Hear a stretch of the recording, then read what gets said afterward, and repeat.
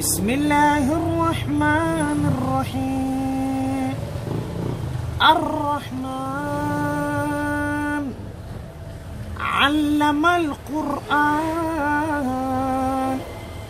خلق الإنسان، علمه البيان. الشمس والقمر بحسبان، والنجم والشجر يسجدان. والسماء رفعها ووضع الميزان، ألا تطغوا في الميزان. وأقيموا الوزن بالقسط ولا تخسروا الميزان. والأرض وضعها للأنام، فيها فاكهة والنعم